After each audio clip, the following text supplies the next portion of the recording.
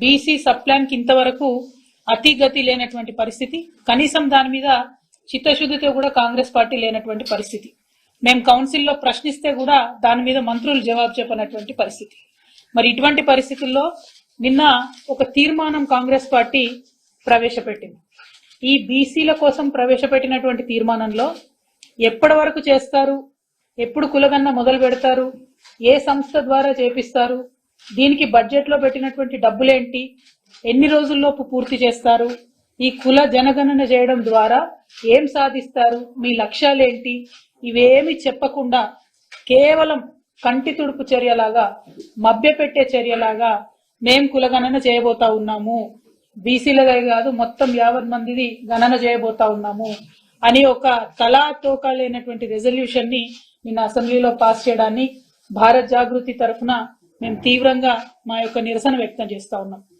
ఎందుకంటే ఒక ముందడుగు పడింది, కనీసం భయపడి అట్లీస్ట్ ఒక రెజల్యూషన్ పాస్ చేసినారు అనుకుంటే, ఈ రెజల్యూషన్ లో టైం అన్నది చెప్పలేదు, సిస్టమ్ అన్నది చెప్పలేదు.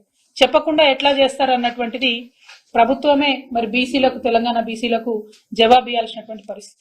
కొన్ని రాష్ట్రాలలో, బీహార్లో, కర్ణాటకలో, అదేవిధంగా మన ఆంధ్రప్రదేశ్లో, పక్క రాష్ట్రమైనటువంటి ఆంధ్రప్రదేశ్లో బాజాప్తా అసెంబ్లీలో బిల్లు పెట్టి పాస్ చేసి దానికి డబ్బులు ఇచ్చి ఆ కమిటీలలో, కుల జనగణన చేసేటటువంటి కమిటీలో ఎన్ని డిపార్ట్మెంట్ కి సంబంధించినటువంటి ఆఫీసర్లు ఉంటారనేటటువంటిది ఒక పట్టిక ఇచ్చి, ఎంత సమయంలో చేస్తామనేటటువంటి ఒక కమిట్మెంట్ ఇచ్చి పూర్తి చేసినటువంటి దాఖలా మనం చూస్తా ఉన్నాం.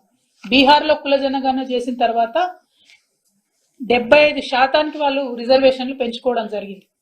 అక్కడ నంబర్ వచ్చిన తర్వాత మోస్ట్ బ్యాక్వర్డ్ కమ్యూనిటీస్ కి 25% రిజర్వేషన్ పెంచుకున్నారు, బీసీలకు 18%. అంటే అంతకుముందు 26% ఉంటే ఇప్పుడు 43%కి బీసీల రిజర్వేషన్ బీహార్ రాష్ట్రంలో పెంచుకున్నారు.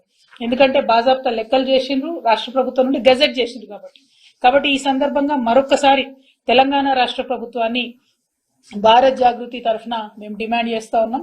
వెంటనే కుల జనగణనకు సంబంధించి చట్టం ప్రవేశపెట్టండి, చట్టబద్ధత ఇవ్వండి, తర్వాతనే ఎన్యూమరేషన్ మీరు స్టార్ట్ చేయండి, సెన్సస్ స్టార్ట్ చేయండి. రెండవది, బీసీ సబ్ ప్లాన్ కి ఏదైతే మీరు చట్టబద్ధత ఇస్తా అన్నారో దాని మీద కూడా చట్టం చేయండి. బీసీలకు అలొకేట్ చేసేటటువంటి నిధులు మీరు మీ మేనిఫెస్టోలో చెప్పినట్టుగా 8,000 కోట్లు ఇప్పుడు ఇచ్చింది కాకుండా ఇంకా 12,000 కోట్లు అదనంగా ఇచ్చి 20,000 కోట్లు ఇవ్వాల్సిందిగా డిమాండ్ చేస్తా ఉన్నాం. మూడవది, బీసీలకే కాదు మా ఆడబిడ్డలకు, దళితులకు అందరికీ ఆరాధ్య దైవమైనటువంటి జ్యోతిబా పూలే గారి విగ్రహాన్ని అసెంబ్లీలో పెట్టాలనేటటువంటి డిమాండ్ ఇంకోటి చేస్తా ఉన్నాం. మరి ఈ ప్రభుత్వం తక్షణమే స్పందించి ఈ డిమాండ్ కి అనుగుణంగా పనిచేస్తుందని చెప్పి పనిచేయాలని చెప్పి మేము అనుకుంటా ఉన్నాం. ఇవాళ మీరు కాంగ్రెస్ పార్టీ యొక్క మొత్తం చరిత్ర చూసుకున్నట్టయితే మండల్ కమిషన్ రిపోర్ట్ వచ్చినప్పుడు వారి అధినేత రాజీవ్ గాంధీ గారు పార్లమెంట్ లో నిలబడి బీసీలకు వ్యతిరేకంగా మాట్లాడినటువంటి అంశాన్ని మీరు గమనించవచ్చు. అవన్నీ మర్చిపోయిండ్రు. 2011లో బీసీల జనగణనకు 4,900 కోట్లు ఇచ్చిండ్రు, జనగణన చేసినామని చెప్పిండ్రు.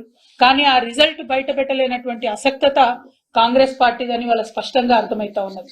మరి 2011లో రిజల్ట్స్ బయట పెట్టకుండా మర్చిపోయినంటే మళ్ళా ఇప్పుడు కొత్తగా రాహుల్ గాంధీ గారు వచ్చి బీసీలకు న్యాయం జరగాలి, ఓబీసీ జనగణన జరగాలి అని చెప్పి బీజేపీ ప్రభుత్వం మీద ఆయన మాట్లాడుతూ ఉన్నారు. అంటే కన్వీనియంట్ పాలిటిక్స్, కన్వీనియన్స్ కోసం ఆనాడు 2011లో మర్చిపోయినరు, ఇవాళ మాత్రం మాట్లాడుతున్నటువంటి సందర్భం. అదే మాలాంటి వాళ్ళం ప్రశ్నిస్తే, మాలాంటి వాళ్ళకు మీరు పెట్టినటువంటి మేనిఫెస్టోలో ఎందుకు అమలు చేయరంటే మీకు ఇప్పుడే గుర్తొచ్చిండ్రు ఆ బీసీలను మమ్మల్ని ప్రశ్నిస్తున్నారు.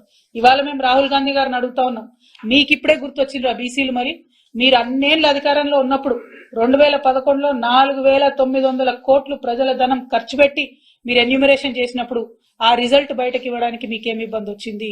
అది ఇవ్వకుండా ఇవాళ వచ్చి మాత్రం బాధ్యత లేకుండా మాట్లాడుతున్నటువంటి సందర్భాన్ని మేము తీవ్రంగా నిరసిస్తూ మరి రాష్ట్ర ప్రభుత్వం ఇచ్చినటువంటి హామీలకు కట్టుబడి ఉండాలని చెప్పి డిమాండ్ చేస్తూ